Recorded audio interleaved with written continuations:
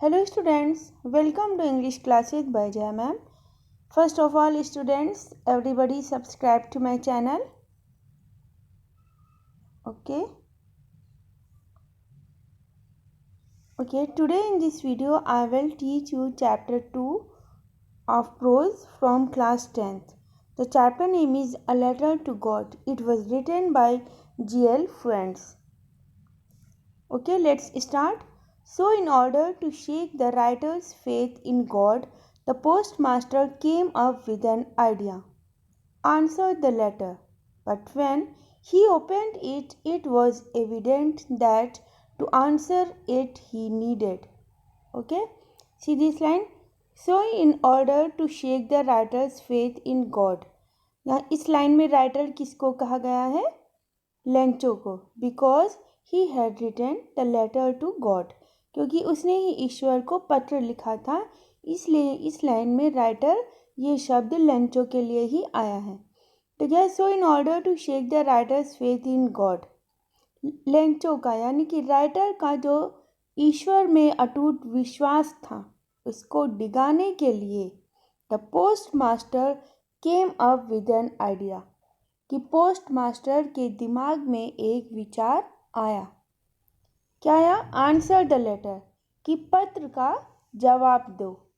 But when he opened it, okay, but when the post master opened the envelope, it was evident. Evident means clear, यानी कि स्पष्ट. It was clear that to answer it he needed something more than goodwill, ink and paper.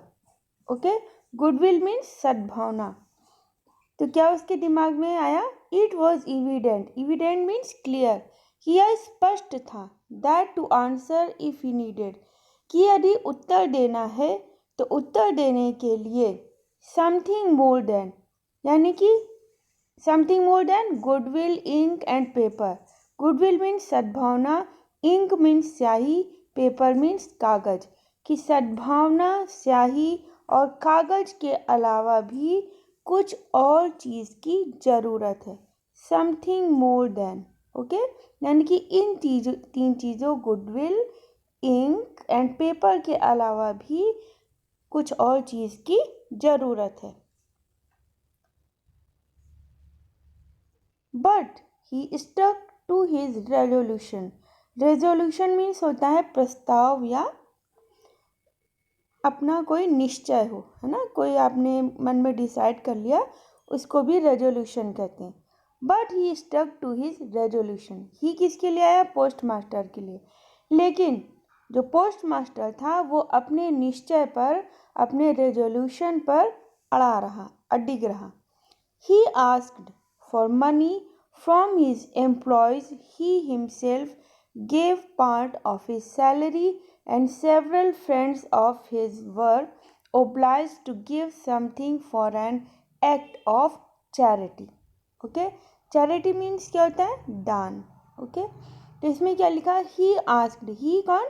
Post master. Post master asked for money from his employees, कि जो postmaster था उसने अपने employees यानी कि अपने वर्कर से धन देने के लिए कहा. ही हिमसेल्फ यानी कि उसने स्वयं भी, गेव पार्ट यानी कि एक हिस्सा, ऑफ हिज सैलरी अपनी सैलरी यानी कि अपने वेतन का एक हिस्सा जो है लेंचो को देने का मन में निश्चय किया. And several friends of his were obliged to give something for an act of charity. Several means क्या होता है? Many. और अपने मित्रों को भी, यानी कि बहुत सारे जो इसके मित्र थे, तो अपने मित्रों को भी पुण्य के नाम पर, दान के नाम पर, है ना, क्या लिखा? एन एक्ट ऑफ चैरिटी, यानी कि पुण्य के नाम पर, दान के नाम पर कुछ देने के लिए मजबूर किया. Okay, now see the next. It was impossible for him to gather together the 100 pesos. It was impossible. Impossible means असंभव, या असंभव था. For him, हिम किसके लिए आया? पोस्ट मास्टर के लिए। टुगेदर द 100 पीसोज, यानी कि एक साथ 100 पीसोज को कलेक्ट करना। Gather means collect. So he was able to send the farmer only a little more than half. Little more than half मतलब आधे से थोड़ा सा ज़्यादा। तो इसमें क्या लिखा?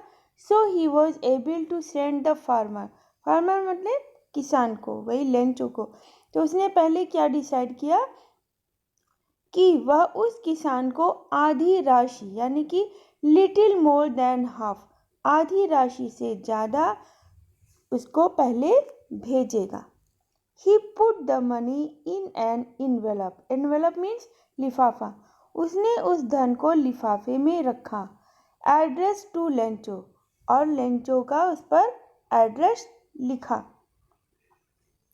And with them a letter containing only a single word as a signature, यानी कि गॉड। और उसमें उसने क्या किया कि जब धनराशि को एक लिफाफे में डाल दिया तो उस पत्र पर हस्ताक्षर के रूप में क्या लिखा? एज अ सिग्नेचर, हस्ताक्षर के रूप में क्या शब्द उसने लिखा? गॉड। गॉड शब्द लिखकर, यानी कि भगवान का साइन लिखकर लिफाफे को बंद किया और उस पर लेंचो का पता लिखकर डाक में डाल दिया। Okay.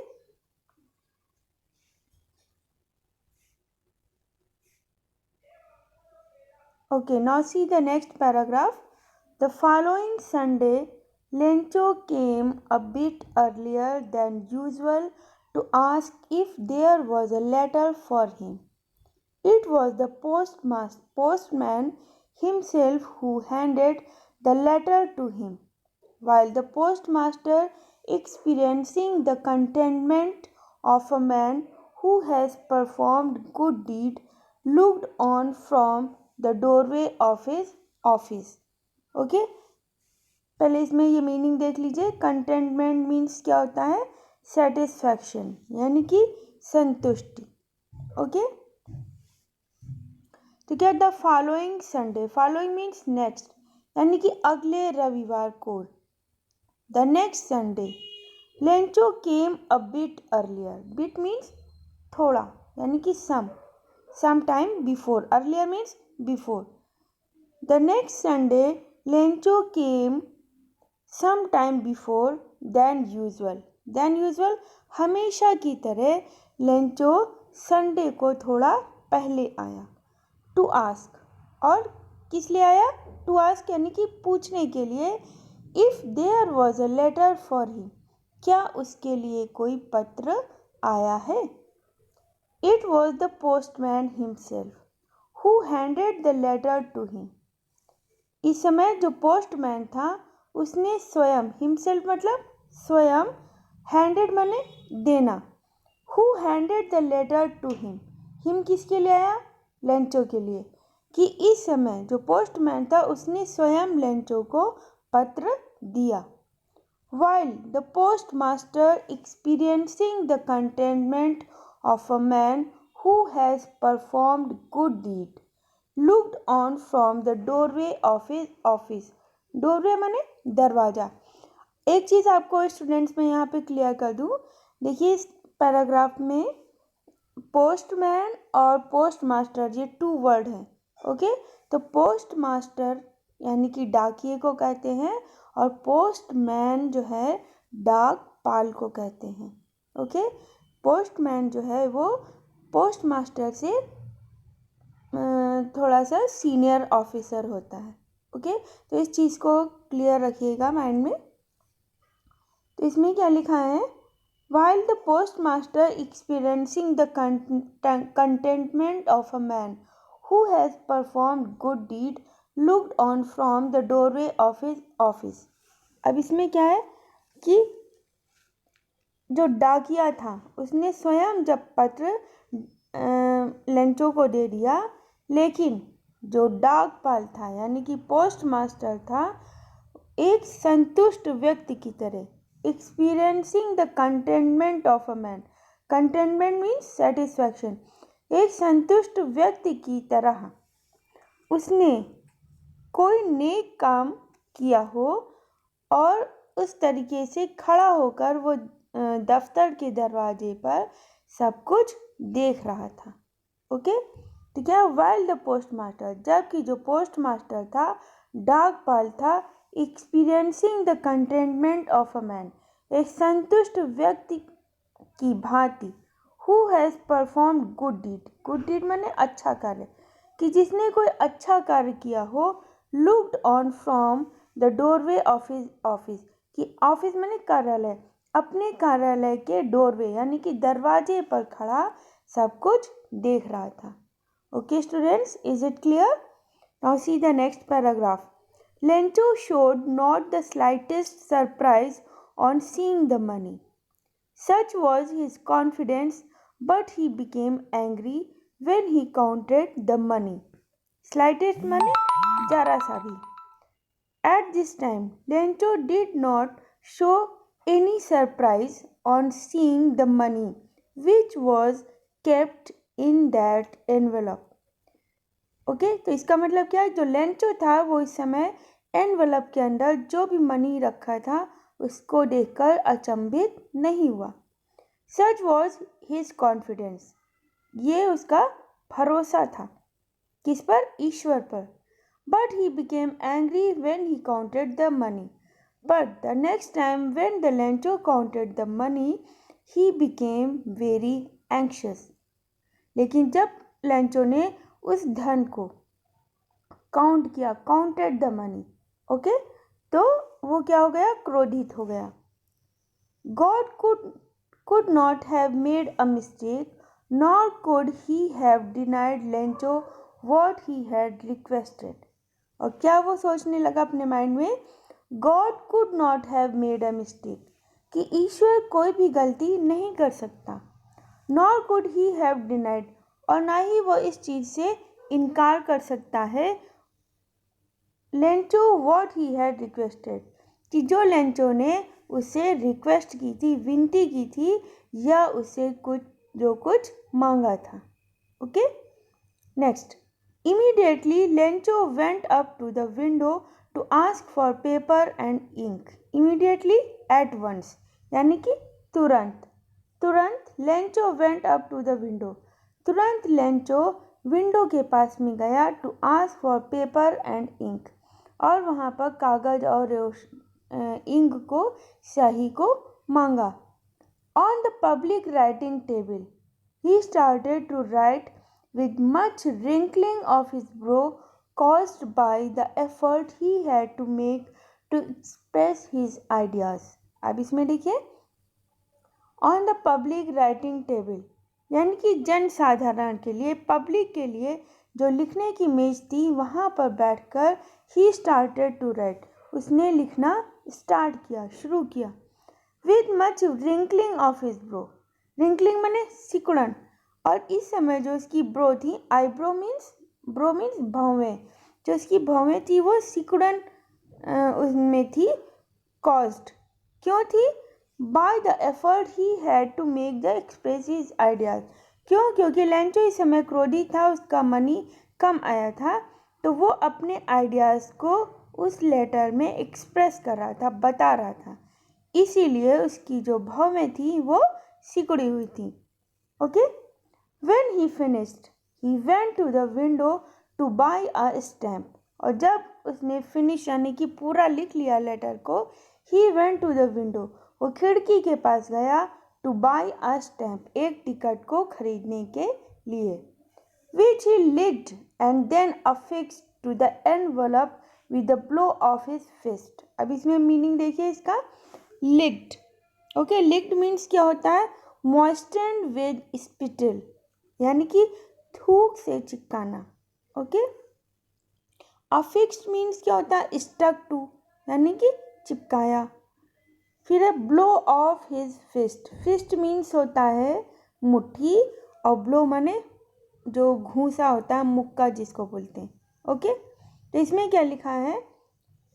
Which he licked and then affixed to the envelope with the blow of his fist, कि उसने टिकट पर थूक लगाया लिक मीन्स थूक लगाया, और तब उसे अपनी मुट्ठी के दबाव से, यानी कि जो फिस्ट था उसे घूंसा मारकर लिफाफे पर चिपका दिया. Okay. The moment that the letter fell into the mailbox, the postmaster went to open it. कि जैसे ही, ओके, द मोमेंट उसी क्षण मतलब है ना, जैसे ही या उसी क्षण, that the letter fell into the mailbox, जैसे ही पत्र डाक पेटिका में, मेल बॉक्स में गिरा, the postmaster went to open it, जो पोस्ट मास्टर था, डाकपाल था, वो उसे खोलने के लिए गया. इट सेड, इसमें कहा गया था, God, of the money that I asked for, only 70 pesos reached me. Send me the rest, since I need it very much. But don't send it to me through the mail, because the post office employees are a bunch of crooks. Lencho. अब इसमें what was the written in that letter?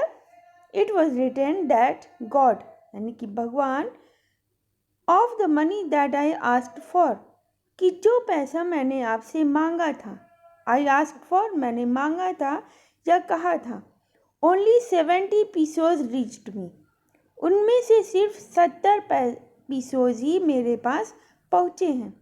Send me the rest, rest means बाकी का, बाकी का मुझे भेजिए. Since I need it very much, क्योंकि मुझे इसकी बहुत ही ज़्यादा नीड है, ज़रूरत है. But don't send it to me through the mail, mail means डाक, लेकिन मुझे ये डाक के थ्रू, मेल के थ्रू मत भेजिएगा. Because the post office employees, employees means workers, लेकिन क्योंकि जो पोस्ट ऑफिस के वर्कर्स हैं, are a bunch of crooks, bunch means group, crooks means dishonest people, बेईमान लोग. तो वो क्यों क्या कर रहा है, क्योंकि जो पोस्ट ऑफिस के एम्प्लॉयज़ हैं वो बेईमानों का एक ग्रुप है, झुंड है. लेंचो, और लेंचो ये लिख के उसने साइन किया. Okay. Okay students, is it clear? Okay, thanks for watching. Like, share, comment and subscribe to my channel. Okay, meet in my next video.